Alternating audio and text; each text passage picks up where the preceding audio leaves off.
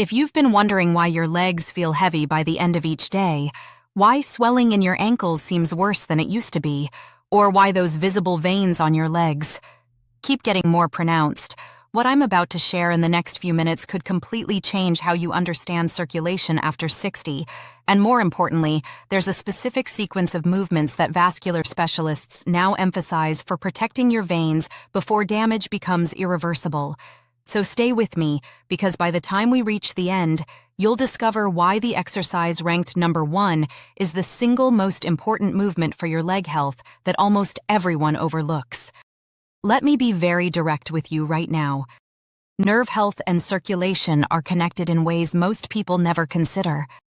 When blood flow to your legs slows down, it's not just about tired muscles or achy joints.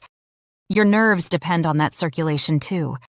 They need oxygen and nutrients delivered consistently, and when veins stop doing their job efficiently, nerves begin to suffer. That's why tingling, numbness, and even burning sensations often appear alongside poor circulation. The body is giving you signals. Weak calf muscles mean weakened circulation.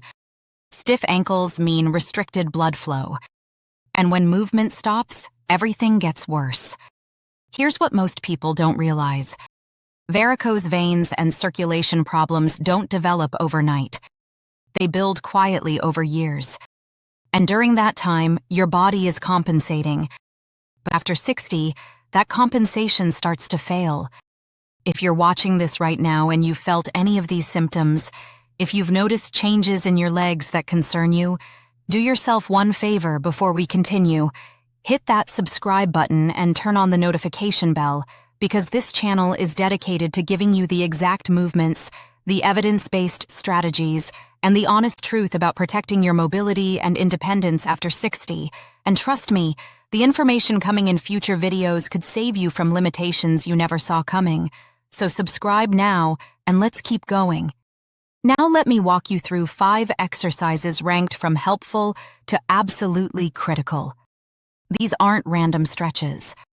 These are movements supported by vascular research and recommended by institutions like the National Institutes of Health and the Mayo Clinic.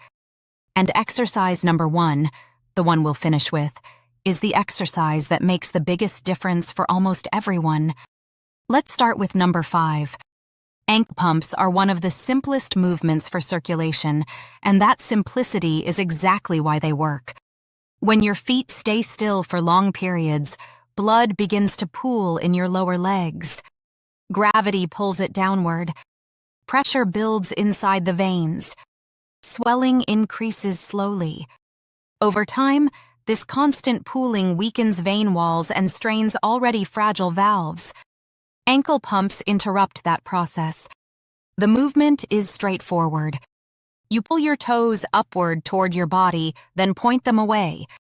That action contracts and relaxes the calf muscles in a controlled rhythm. Each repetition gently squeezes the deep veins in the lower leg and helps move blood upward toward the heart. After 60, long periods of sitting become more common. Time spent watching television, riding in a car, or resting during the day reduces natural leg movement. Without regular muscle contractions, blood flow slows and swelling becomes more noticeable by evening. To perform ankle pumps, sit comfortably in a chair or lie down with your legs extended.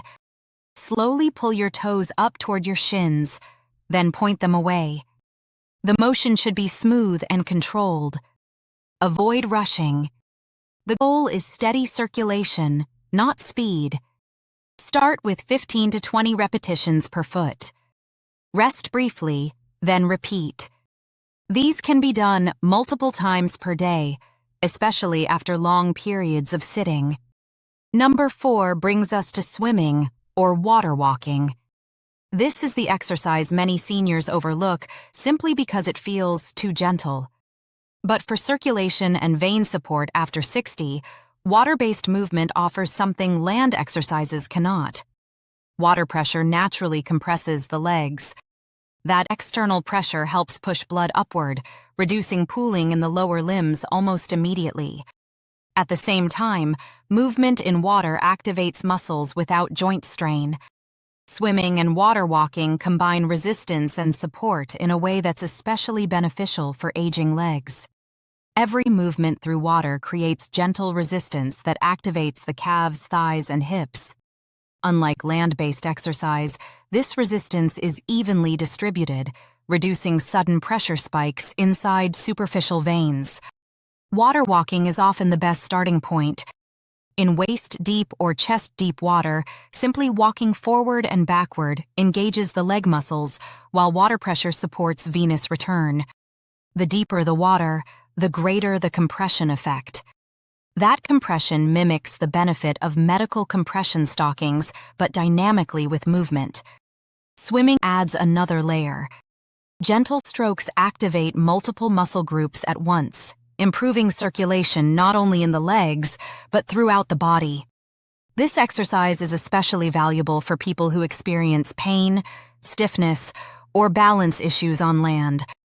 There's no impact, no risk of sudden joint loading, no fear of falling, yet circulation continues to improve. You don't need long sessions. 10 to 20 minutes of gentle movement is enough. The key is consistency. Number 3 takes us to leg lifts and bicycle legs. This is the first exercise that takes gravity out of the equation, and that alone makes it powerful after 60. When your legs are elevated, blood no longer has to fight its way upward. Pressure inside the veins drops immediately.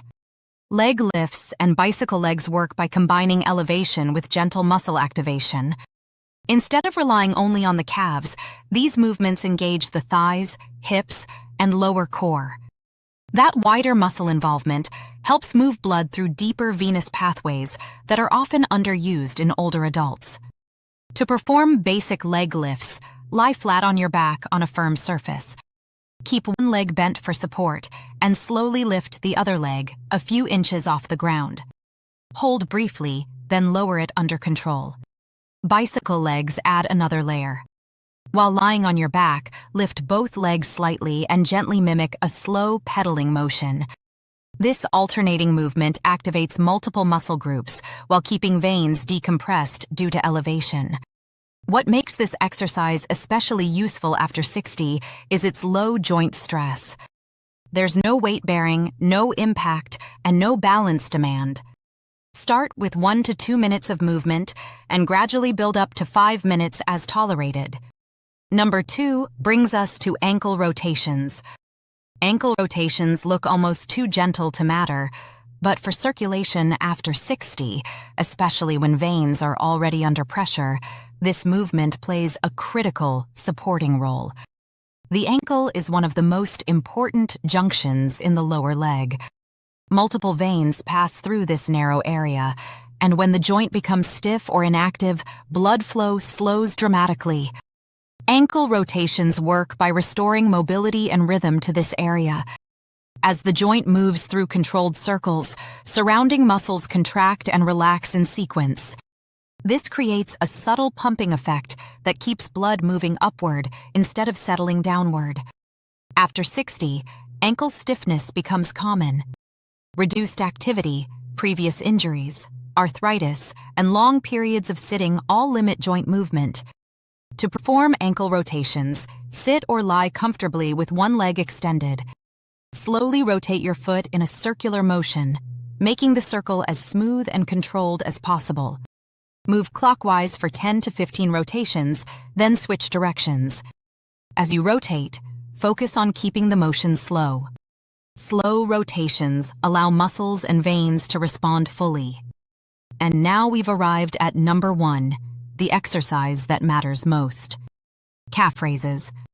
This is the exercise most people underestimate, and that's exactly why so many struggle with circulation problems they could have prevented. Your calf muscles act like a second heart. Every time they contract, they squeeze the deep veins in your legs and push blood upward against gravity back toward the heart. When this pump weakens, blood begins to pool in the lower legs. Pressure builds inside the veins, valves strain, swelling increases, and circulation to surrounding tissues declines. Calf raises directly restore this pump. When performed correctly and consistently, they reduce venous pressure, improve blood return, and take stress off weakened vein valves. With age, calf muscle mass naturally declines. At the same time, sitting becomes more frequent. That combination shuts down the very system veins rely on to move blood efficiently. Walking helps, but walking alone does not fully load the calves through their complete range of motion.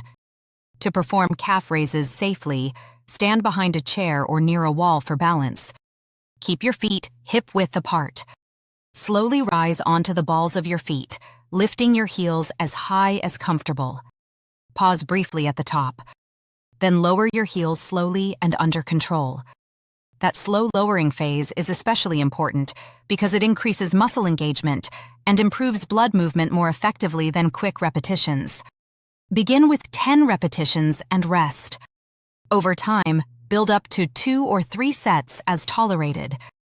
If standing is difficult, seated calf raises are still effective. Consistency matters more than intensity. This is not about fatigue or strain. This is about restoring daily circulation. If you could only keep one lower leg exercise after 60, this would be it. Without a functioning calf pump, no amount of walking or resting can fully protect your legs.